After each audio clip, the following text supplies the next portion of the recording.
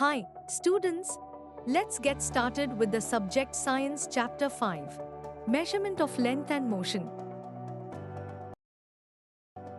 Deepa, a curious 11-year-old girl, lives in a town of the state of Haryana. The new school year has started. Deepa needs a new uniform since she has grown taller. Her mother takes her to a cloth shop. She asks for a 2-meter cloth piece. The shopkeeper measures the cloth using a metal measuring rod. Then, the tailor takes her measurements using a flexible measuring tape. Her mother instructs the tailor to increase the length of her uniform by karangula, 4 fingers width. Are the tape and rod similar to the scale that the elder sister has in her geometry box? What did mother mean by karangula? Deepa shares her experience with her school friends Anish, Hardeep, Padma, Tasneem, and this leads to a discussion amongst them. 5.1 How do we measure? Hardeep says, I have seen my grandmother measuring cloth by the length of her arm. Have you ever seen how a farmer measures length to divide his field into beds? He walks and counts the number of his strides, says Padma. Or, not just the length of the strides, sometimes they also use the length of their feet to measure, adds Anish. Deepa says excitedly, measuring length using body parts must be so much fun.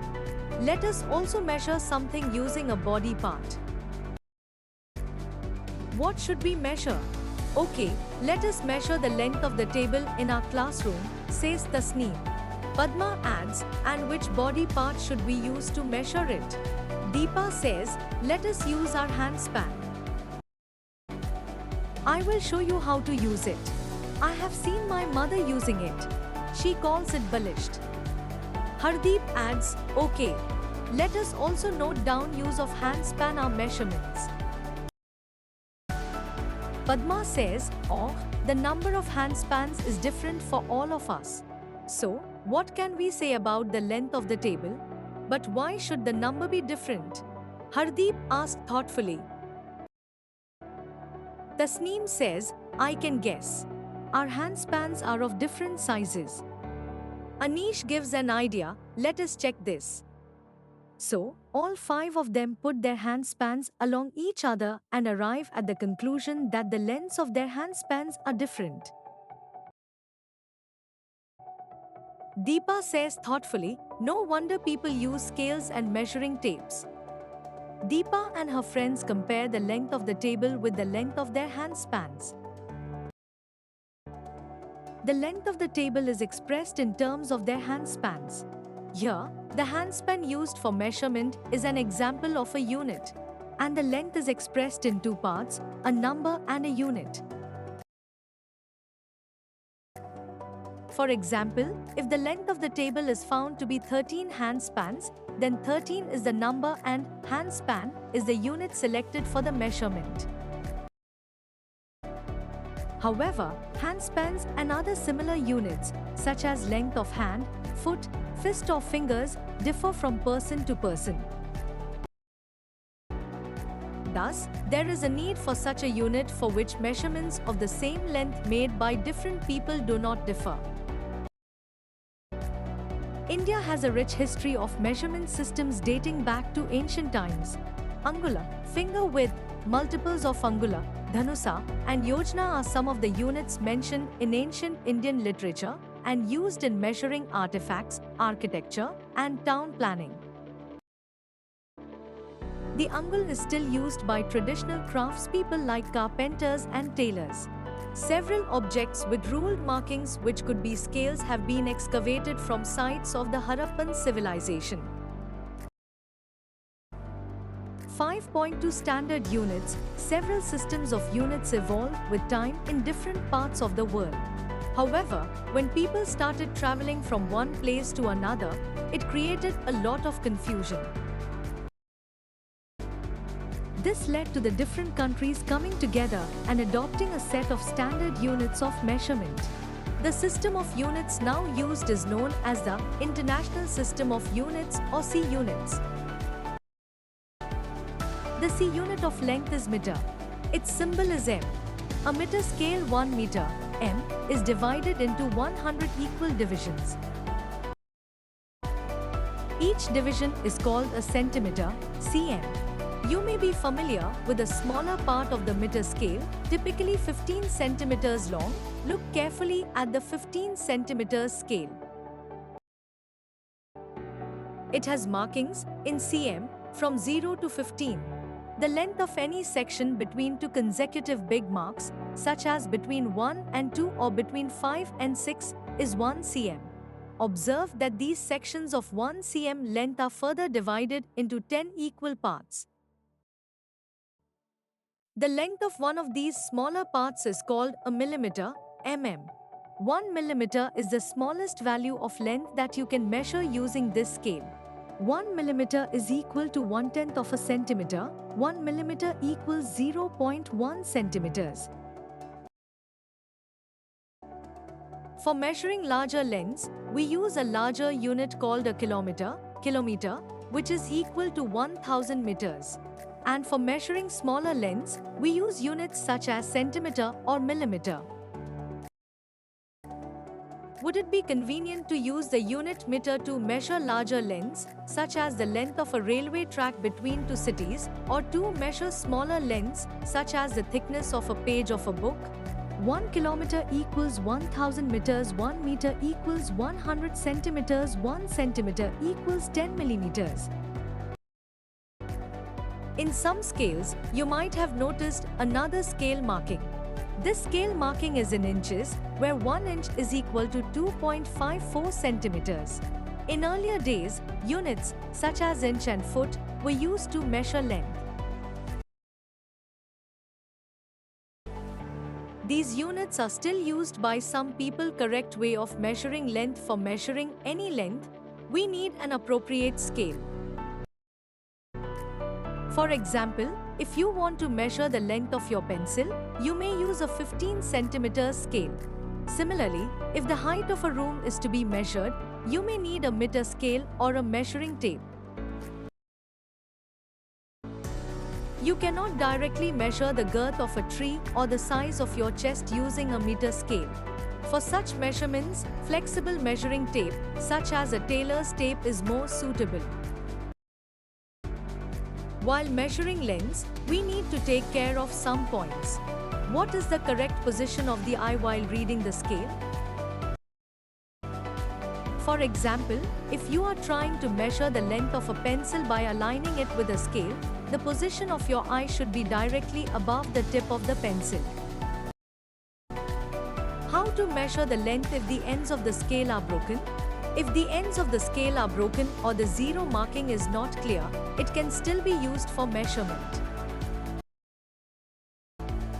With such a scale, use any other full mark of the scale, say 1.0 centimeter. Then you must subtract the reading of this mark from the reading at the other end. The reading at one end is 1.0 centimeter, and at the other end, how do visually challenged students measure lengths? They use scales with raised markings that can be felt by touching them. While writing the length, do not forget to write the unit also. Thus, your result will consist of two parts. One part is a number and the other part is the unit of measurement. Some of your friends in the class would have measured the length of the same objects. Compare the lengths measured by you with that of your friends. Are the measured lengths the same or slightly different? If not the same, discuss the possible reasons for the differences. Units of length, such as kilometer, meter, centimeter and millimeter, begin with a lowercase letter, except at the beginning of a sentence. Their symbols kilometer, m, cm and mm are also written in lowercase letters and are never followed by s for the plural. Note that a full stop is not written after the symbol, except at the end of a sentence. While writing the length, always leave a space between the number and the unit. 5.4 Measuring the length of a curved line, Anish and his parents fixed electric string lights on the arches of the veranda of their house for a celebration at home. How would they have measured the required length of string lights? In the case of a curved line, measurements can be made with the help of a flexible measuring tape or by using a thread. The thread can then be straightened and its length can be measured using a meter scale. 5.5 Describing position. One day the teacher informs her students that she has planned an educational visit to a nearby garden. She asks the students to reach there directly in the morning. Deepa and her friends start discussing whether the garden would be closer than their school or farther. Tasneem and Padma say that the garden would be closer, while Deepa and Anish feel that the school would be closer. Hardeep thinks that both would be almost at an equal distance. Who do you think is correct? Then, why are their observations different? They are locating the distances of the school and garden from their houses. If, instead, each of them had thought of distances from a same object or point, say, the bus stand, then their observations would have been the same. When distance is stated with respect to a fixed object or point, then this point is called a reference point. A few days later, Hardeep tells his friends excitedly, "Let us all go to the playground." The sports teacher wants us to help her to draw lines with chuna powder, limestone powder, for making the kabaddi court for the sports day. Padma, we will need a longer measuring tape. Let us take it from the sports room. Deepa, let us first decide the point on the ground from which we will measure the distances to start drawing the lines. Let us call this our reference point. After a few days, Padma was traveling by bus to visit her grandparents in Delhi. She was eager to reach Delhi and was reading the kilometer stones on the side of the road. On one of the kilometer stones, it was written, Delhi 70 kilometers. Further on, the next kilometer stone read, Delhi 60 kilometers. Each kilometer stone indicated to her that she was getting closer to her grandparents' house. These kilometer stones indicated her distance from Delhi. So, Delhi is the reference point in this situation. What do such kilometer stones indicate? How could Padma conclude that she was getting closer to her destination? If the kilometer stone reads Delhi 70 kilometers, we can say that the position of Padma is 70 kilometers from Delhi. When the kilometer stone reads Delhi 60 kilometers, the position of Padma is at 60 kilometers from Delhi. Does this mean that the position of Padma, with respect to the reference point, is changing with time? When does the position of an object change with respect to a reference point? Does it change when an object is moving? 5.6 Moving things. Compare and analyze your justifications. How can one decide if an object is in motion or at rest? An object is said to be in motion if its position changes with respect to the reference point with time. If an object is not changing its position with respect to the reference point with time, it is said to be at rest. Deepa looked around her in the bus and noticed that all the passengers were seated. She looked around again after a minute and found them still occupying their seats. She wondered, are they moving? She concluded that the position of the passengers was not changing with time. Therefore, they were certainly at rest.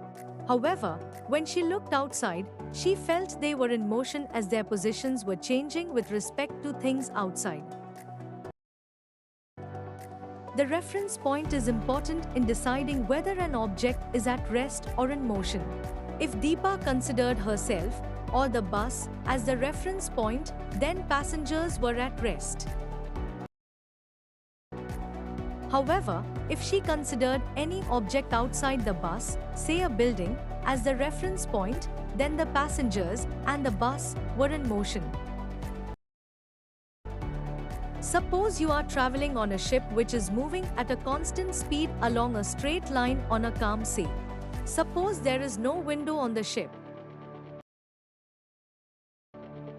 Is there any way that you can determine whether the ship is moving or is stationary? 5.7 Types of motion. Does it move along a straight line? When an orange drops from the tree, does it move in a straight line? Have you seen the Republic Day parade? Recall the march past of students during the parade. Do they move on a straight line path? When a heavy box is pushed, it may also move along a straight line. When an object moves along a straight line, its motion is called linear motion. Identify such linear motion in your surroundings. But do things always move along a straight line? You might have enjoyed playing on swings and merry-go-rounds. Are these types of motion also linear motion? Is the motion of the eraser the same as that of a merry-go-round? When an object moves along a circular path, its motion is called circular motion. If an object repeats its path after a fixed interval of time, its motion is said to be periodic. When an object is in circular motion, it moves along the circular path again and again. An object in oscillatory motion also repeats its motion while moving to and fro. Both circular and oscillatory motion are periodic in nature. Thanks for watching.